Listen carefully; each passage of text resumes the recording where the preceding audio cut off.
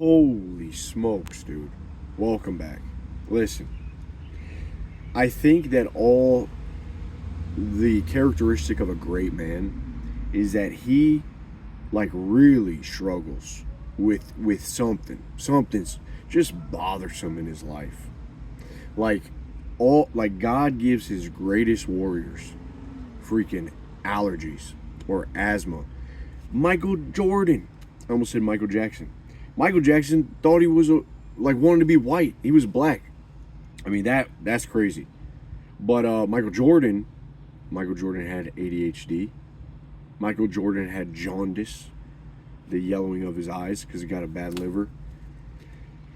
I mean the famous flu game that he played, ate a bad Tostino's pizza, had food poisoning, his stomach's hurt, still goes on to win the game. I think he dropped like 10 free throws. Him and Scottie Pippen there, supported him. Michael Jordan's just like delirious. Teddy Roosevelt, asthma. Mom used to wake him up in the middle of the night. He's having his coughing attacks. She's giving him coffee. Drink this. They give him coffee. Settle it down. Have yourself some coffee. Who else we got? Gordon Ryan, jiu-jitsu. Stomach aches, real bad. I think he had some just stomach issues. Just destroying him. Had to take antibiotics. Just murked his system. One of the best to ever do it. Dude, I struggle big time. My nose, this nostril in particularly, likes to clog itself up. It'll go shut. I can literally make myself sneeze on demand. I take a freaking massage gun, I put it here on my nose, I go dig dig dig dig dig dig dig dig dig dig dig. I just rattle my freaking brain, and I can make myself sneeze. And when I sneeze, just unlocks the nasal passageway. It's this constant thing that you battle with that keeps the spirit. It's like something for the spirit to wrestle with. You're not gonna bring me down, dude. You're not gonna bring me down. You chew glass through it. You just chew glass, breathe smoke through it, and it keeps you on fire. It keeps you, high to me. You think Elon Musk's son has? That's what I'm saying. All of these mental problems, all of these things that we suffer through are caused because it's caused from routine. It's caused from affluence, through comfortability. Too much comfort makes you think you're a damn woman. So now Elon Musk's son is up on stage just, I'm a freaking woman, doing her little dance, doing his little dance. I mean, just a crisis in the head because the spirit has nothing physical to anchor itself down to reality. Oh, my stomach, I gotta dude, when your stomach hurts, when you can't breathe through your nose correctly, you think you have time to think if you're a man or a woman? You think you're worried about cutting off your nuts? Absolutely not. None of that, because you're just trying to, I need to get through this shit. Let's go, dude. Let's go. Let's freaking go. It's like all of this, I'm telling you, the true Chads get nerfed. God's got to nerf them a little bit to keep their eyes up. Okay, what would you have me do, my Lord? That's like, I'm telling you, there's something there, because same with the alcoholics. Like I said, I picked upon this when I was working at the bar. The absolute drunkards, they liked being hungover. Like, they like that state of chaos, and just they had to pull themselves up out in the morning, just open up their eyes, just find a way to get to the bar again. Finally some relief. It was their battle, it was their war that they were in. But a lot of people, like I said, are warriors in a garden that are now painting their fingernails. Like warriors that are questioning their identity. They're warriors that don't have a war. They're in a garden and they're gay. I saw this one guy at jiu-jitsu one time, and we were about to roll, and I looked down and I realized that he had painted his toenails. They were white. And I just looked, I said, what is this? I said, what is this, brother? Like, brother, we got to talk, man. Like, what is this? Oh, my girlfriend, she wanted me to do it. I mean, like, what is this? What are we doing here? So everyone's craving. They crave the chaos. They crave shaking it up. They wanna fight. But they don't have the courage to do it. So they paint their toenails. They start dealing with depression, mental health issues, all this nonsense, dude. You know, it's deep. It's deep. This is a great little cigar, by the way. Under $5. Great stick. Arturo Fuente. Special. Real nice. So, you know, I truly believe that life is the greatest teacher. I mean, this is God's algorithm. This is the best algorithm to be in life. And I'm not saying just go under a tree and meditate or go take a walk in the forest. Really, life happening to you, talking to people, getting shut down, getting rejected, facing objections, not knowing exactly where you're going to live, having these physical sort of maybe a problem. Hopefully it's not health, but some of you guys, maybe you're blessed if you got an injury.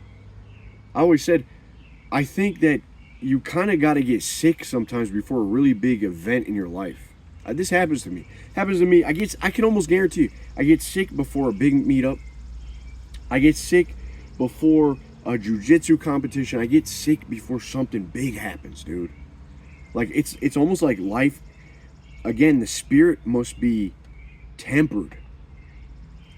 The spirit must really be on that smithing table and just get walloped. It's hot, you know, a hot spirit has to be hit. It has to be hit in order to be shaped. So I often get sick and it caused me to kind of take a look. All right, we're doing this, man. You know, F all the doubts, F all the questioning. We're going forward. This is God's algorithm. There's only so much you can learn off of the YouTube algorithm or, you know, X's algorithm. I guarantee you a lot of your guys' algorithm on Instagram is just girls shaking their ass. You're not going to get insight from that. So you got to be willing for life to wallop you off the merry-go-round. Like if I go, gotta get off this merry-go-round, gotta get off this sickness. Absolutely sick. Absolutely sickening. I truly think that every man needs to sort of blow your apartment up. Like, literally, blow your freaking apartment up moment in their life. If you think about the key moment in Fight Club, where Edward Norton, he's like, I'm going to be this guy that just gets the IKEA furniture, gets an apartment. And I've seen what this does to a lot of guys. Like, that's a big break for a lot of dudes. Get an apartment. Get an apartment. They start smoking weed. Their boys start coming over just smoking weed. I got the apartment. Nothing moves. Nothing moves if nothing moves, man. Fabian said that in our group. It's so stupid simple. Nothing moves if nothing moves. You need to blow your freaking apartment up moment for that first chest opening to start, where nothing moves. A lot of us, we seek security. Yeah, I honestly feel like me talking to some of you guys is like I was homeschooled a lot of my life. And homeschooling teaches you something. It's like, I went to public school though as well, but I was homeschooled a lot. There's a lot of weird ass rules in school, dude. All right, there's a lot of propaganda when you go to public school. Drugs, don't do drugs. Propaganda. Drugs create some chaos in your life. Now, I'm not saying be an idiot. By the way, there's no retards in prison. All right, you don't see the prisons filled with retards. You see them filled with idiots. Like idiots that were just so idiotic. Like, I'm not saying drink and drive. I'm not saying go out there and sell crack. But, you know, oh, you can't have a little bit to drink? You can't go out there and get a little bit of yucky with the boys. You can't enjoy some of the zest. That's not living.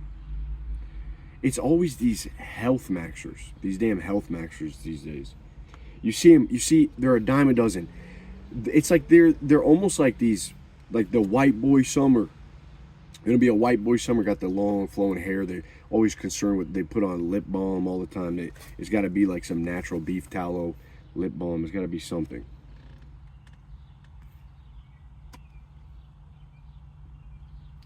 And they're like going in Europe, and they're just walking. Like they're just walking in Europe and having their little cappuccino, and they're just like, this is life. And they're just taking pictures of nature, like, this is like what a girl does. Like, oh my God, I'm traveling, girls. Yeah, I'm traveling. I'm in Europe right now. I'm drinking I'm eating my croissant. I'm drinking this. Look at this amazing drink, taking pictures. What the fuck is going on? What are we doing? Dude, this is sick. Is this really what, this is the peak? This is the pinnacle? I'm telling you, like, everything happens from a blow your, like, that's fine. Like, it's a nice experience, vacation, sure, but really that's the peak. So, and it looks glamorous, you know, it's crispy, it's nice, it's like a filter, it's this highlight reel, it looks good. But I'm telling you, what's after that? You're gonna go home, back to the trenches, back to the apartment. When does the blow your apartment happen?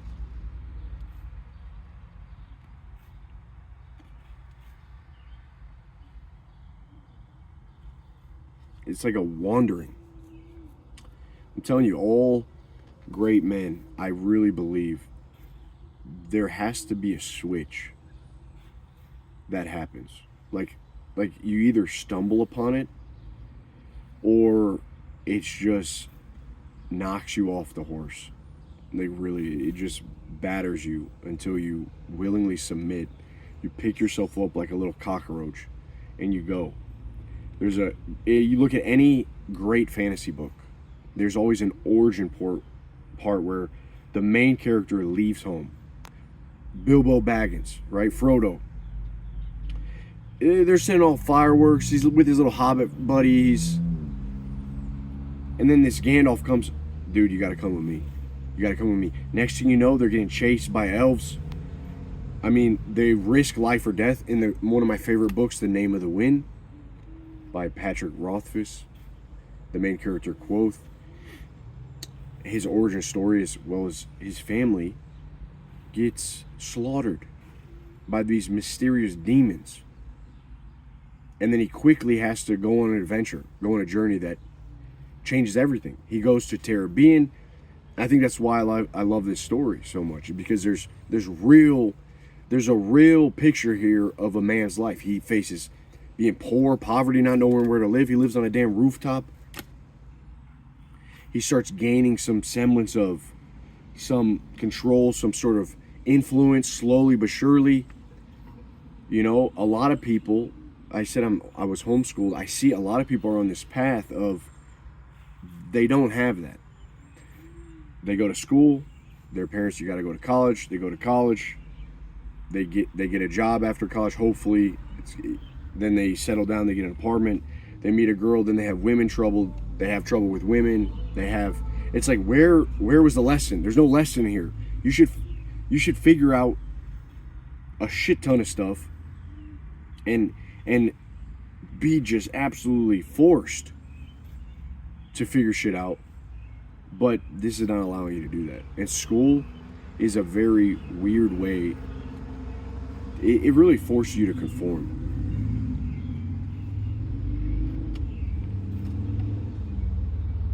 You gotta stand in line. I always hated school, dude.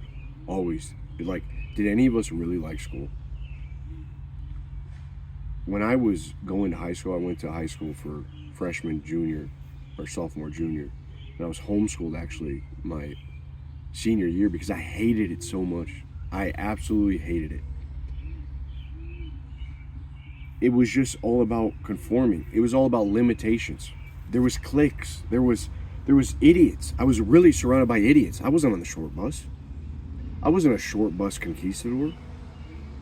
I was around absolute imbeciles, idiots, just doing stupid shit. There was like, and I was forced into these classes that I got nothing from. I don't remember half that shit. It's not, they didn't teach me anything I need to know. I learned everything I need to know in elementary. I learned how to read and write. Basic arithmetic. People say homeschoolers were antisocial. Dude, I was more socialized than any other kid. It's like you went out and made friends. You were like friends with neighborhoods. You were friends with some hobos. I had hobos buy me Christmas presents as a kid. I'm not even joking. Like, dude, I was involved in way more things. Sports, outside, the church, going into work with my dad, flea markets, all that shit, man. Well socialized. Going to school, stand in line, raise your hand. I didn't have to do nothing. Hey, mom, what are we doing today? Can I go outside? Okay, no, that was my teacher. That was my. Now I'm sort of boss. I got to be herded with all these other idiots. So homeschooling was great, but it teaches you. Public school teaches you. It just hardwires into you that you are not capable of like getting out of here. Like, remember that feeling of like just having to go. I got 4 more years of this nonsense. Oh God, can't escape it. It was just a prison. But after that, you really are free. But that's all you know, so you begin to conform, you begin to abide. So the retard max is like really recognizing, wait a minute, wait 1 minute, dude. This is not setting me up. So all that fear that's been kind of programmed into you, or even ways of viewing the world, you're not taught to think outside the box. You're taught to think in this curriculum, this school curriculum. You're taught to look at the path, go to college, security, always be secure. But the man of spirit doesn't, again, that's just not, the security is not what he thinks about. Like, the retard does not concern himself with yesterday or worry about tomorrow. But many people are like this. And I've also noticed I see way too many people act surprised. Oh, the other day, someone left a comment. Like, people are always doing shock value stuff. People are like, thank you, Eli, for filling me with thumos. Okay, all right, a bit sus. But, like, I mean, and people are like, hey, yo, yikes. Dude, what? You see it all the time online. I get it. It's kind of, right? People are like, what? Dude, if you're someone that says yikes, if you're actually surprised in this life by anything, you're not going to make it. I mean, we just literally philosophized why Elon Musk's son is a tranny. Because just look at his life. Is it really surprising? His dad's shooting rockets up. How is he ever going to amount to anything? How's he going to be better than his dad? So he literally has to change his sex so that he can compete against females. His dad's too OP.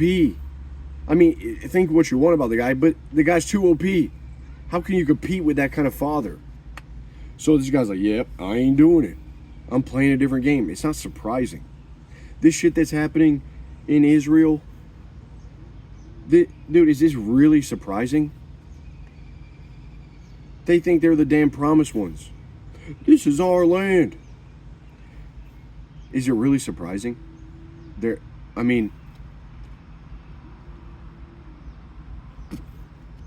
Is human nature really surprising?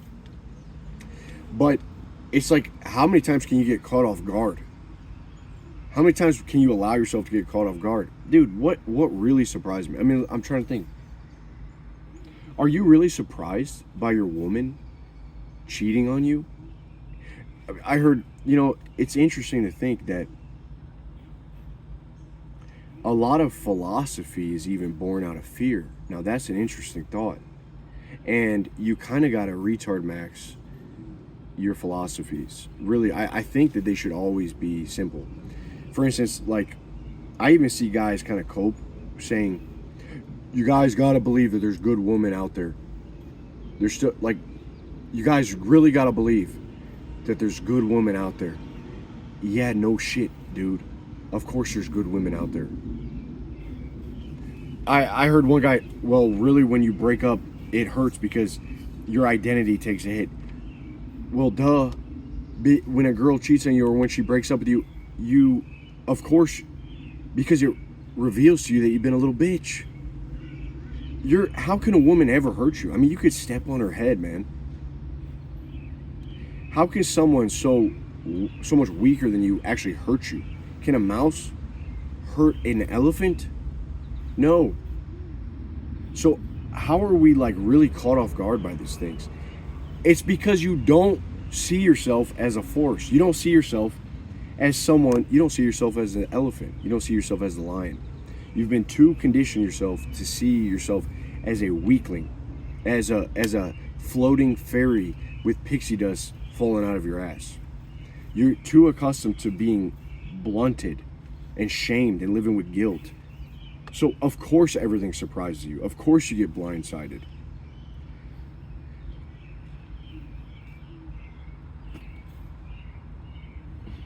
Dude, I really think you got, like, the best relationships are when you are better. I'm going to say 80%. I don't know the exact. Let's just use the Pareto principle here, 80%. I think you got to be 80% better at everything than your woman. Okay, like, I played pickleball with my girl the other day. Pickleball is great. By the way, a lot of cuties there. Holy shit, what a great place. I think you should always go to a place where you can be competitive and let women see that athlete inside of you. You can't really be an athlete at the club. You know, you could start breakdancing, though. I mean, it's, you know, it's a bit try hard. You start pulling out the breakdance moves on the floor. Who's going to really do that? So, you know, that's really, I mean, it just makes sense. You can't really be an athlete in the club. So the only way you can actually flex is by pulling up in the Lambo or buying bottle service. How many guys get suckered into that? Right? But you know, you could go and have a good time with your friends. You can definitely just have a good time. I'm just saying, it actually is good to put yourself in competitive environments where you can, damn, this boy's an athlete. So what I'm saying though, you know, we went, and I'm just an athlete, dude. I'm naturally decent at pickleball. I got that. I play disc golf. Same exact thing with the backhand is throwing a disc. Same freaking forehand, just a little flick of the wrist. Just, and I'm an athlete. I'm a freaking athlete, baby. It's like, dude, what? You gotta be an athlete, but a lot of you guys aren't. So you gotta be better. That your girl has to know. I mean, you gotta be stronger. First off, if you're not, I mean, how do you guys weigh the same amount as your girlfriend? Like, she sits on you, you break a hip bone. No wonder everything surprises you. So you weigh the same amount as your girlfriend?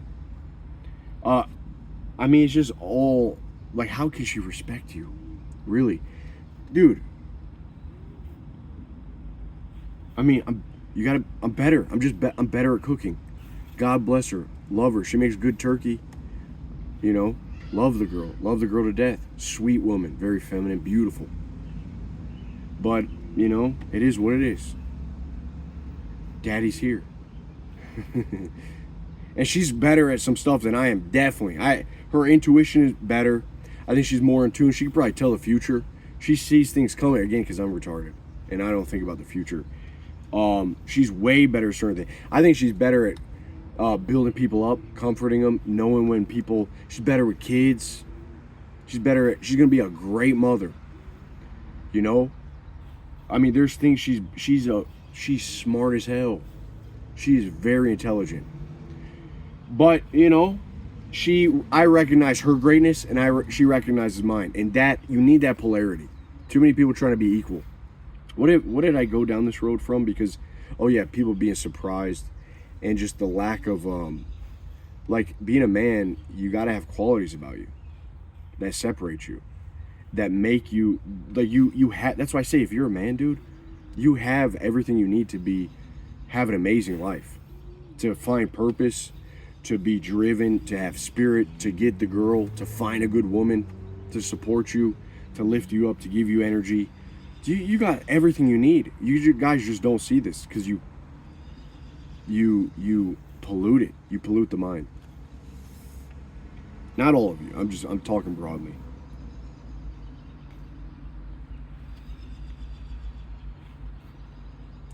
But yeah, so this and being surprised. The thing about being surprised is like you are a sort of prey animal. You're an animal of prey. Like you're not the hunter. You're not a predator. And so you're hesitant. If you can get surprised by a lot of things in this world, it like really, if things catch you off guard, if you're scared, when are you gonna take action? So I say drop the thinking. That's no. Like you see a gazelle running, you see a gazelle just leaping over hills. You're a lion. Sundress. Just sundress like a lion. Pounce. Boom. You just go. You act. Okay, there she is. You just take an action. Okay, sometimes the gazelle gets away from you. Sometimes the gazelle spits on you. And you're like, oh shit. Okay, she rejected me. Big deal. All right, there's more gazelle. There's more. There's always more. There's plenty. I'm in the freaking Sahara. There's absolutely plenty of gazelle. I'm a lion. I am a lion of plenty, and I'm gonna get what's mine. What did Captain Avery say? The pirate. I am a man of fortune, and I must find my fortune. What an absolute badass, dude. What an absolute badass. I am a man of fortune, and I must find my fortune. Oh my goodness. Holy shit, I'm getting tested.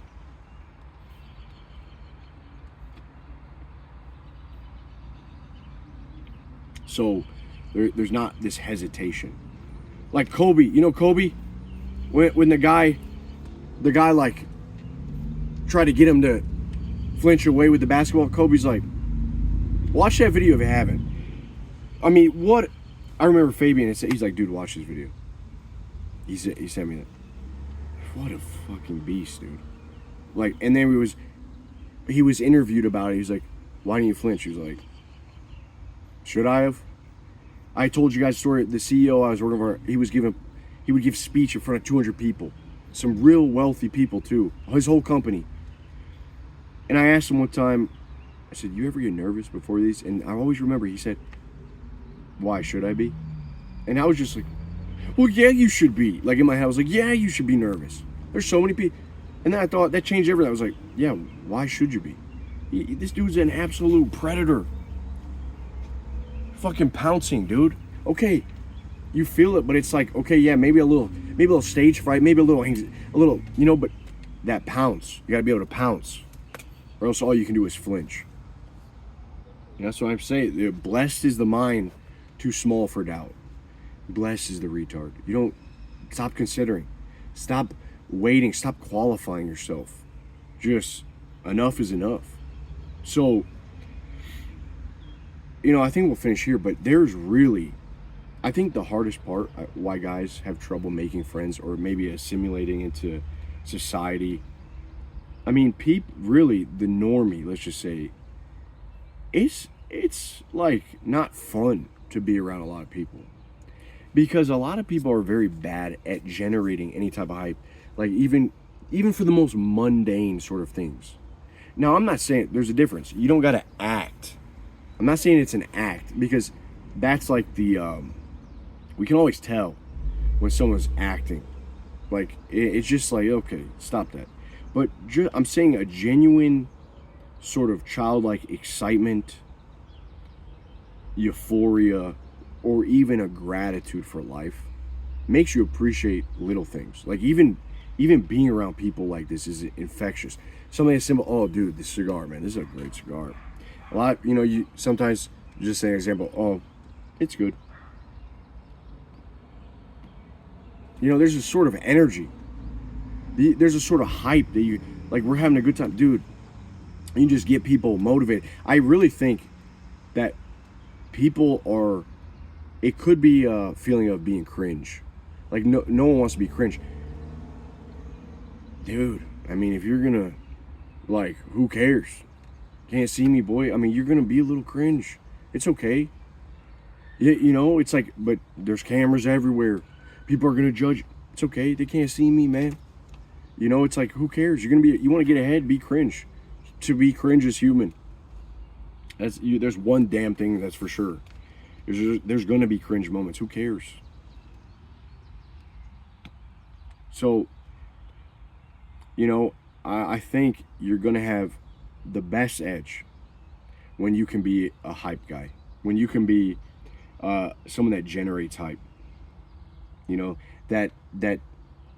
That desire for life and whatever you do, even in mundane. Okay, I'm not saying all the time. Again, it's not an act. It's just a joy that permeates your being. And once you have joy, you're drinking a little orange juice, having a little sugar, eating some dates in the morning. You're getting filled with life. You're getting sun. What's not to love? You're going through you can't breathe. You got asthma. It's okay. Yes, this is life, right? You need to blow your damn apartment up. Time in your life where really, that's why I say leave your parents' house. Just figure it out. You work a job you hate, retard max it. It's okay. It's okay. You'll figure it out, dude. Life will be better for it if you have the spirit. But again, you need something. You need the spirit to come in contact with something, because you are a vessel. You're a machine. The more that we cage ourselves, we make ourselves comfortable, safe. You don't get out of that by taking a cold shower, by doing the nofap. That's not how you get out of it, man. The only way you get out of it is by subjecting yourself to God's algorithm, to life, real life. That's why I think so many people get motivated by the guy in our group, Nate, that just up and left. He quit his job. He said, F it, be damned, I'm jumping. I'm going in. I'm going to go here. I'm going to surf. I'm going to get out of the UK. I'm going to go here. I'm going to surf. I'm going to take what little money I have. I'm going to make shit happen. He just got a job. He's already had so many amazing stories, experiences. This is all life happening to him. He's in a better place. He got member of the month in our group. Just full retard max, dude. It takes courage. It takes courage. It takes a bit of emptying your head. Blow your apartment up. If I told you I lost my parents, that was my blow my apartment up, because it forced me to, I had nothing to my name. I really had nothing. I was moved away from any friends, any family. I was just in a city alone, and it was in these times that I really began to trust myself. And I saw myself not as this, because I had a lot of anxiety growing up as a kid, especially in high school. Just, again, I hated it so much. Part of the reason I hate it is because I felt like just helpless. I felt really helpless, and I didn't see myself as this man of Thumos, someone that could really create life, stir life, force life, be a force in this life. I saw myself as more of a victim. I didn't quantify it as that. I didn't have a name for it, but that's how I saw myself. And it was during these times of going downward and not having anyone there, dealing with women problems, dealing with financial problems, dealing with purpose problems, not knowing my purpose, where I had to create it. And I realized that anytime I wanted to get down, I didn't have time to get down. I didn't have time to ruminate. Because I realized, oh wow, I keep ruminating, nothing happens. So it was okay, all right. Eventually you get to a point, they say you can only be afraid for so long. Eventually you just, okay, it's time to, in the Sandlot, where all right, eventually we got to go over the fence, and we got to face the dog, the beast. We got to face the beast. You can only be afraid for so long. You can only be sad for so long until you do something about it. You can only be in a bad place for so long until you're motivated and forced to action. You can only be in a hangover for so long until you get the motivation to put your fucking belt on and your boots and go to the bar and get a drink. You get what I'm saying? You need it. So if you're dealing with some shit, man, take it as a blessing. Own that shit. Own your stutter. Own your autism. Own your ADHD. Own your height. Own your balding. Own everything. Own everything. Own any nerve that God has put in your life. Because that's a damn blessing. Own your injuries. Own the sickness you're going through. Own the struggle. All right?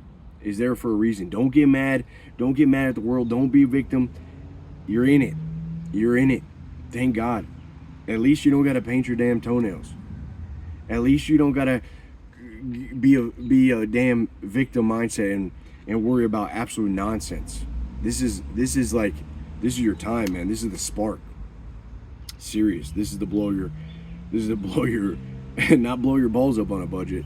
This is to blow your freaking apartment up. This is gonna blow your life up and just freaking catapult you, dude. You're gonna be like that one Indian in the plane that got absolutely catapulted. I mean, that guy probably thinks he's the second coming of Ganesh. Can you imagine? I mean, God bless these people, but he gets catapulted. That guy's gonna wake up tomorrow, and his breakfast is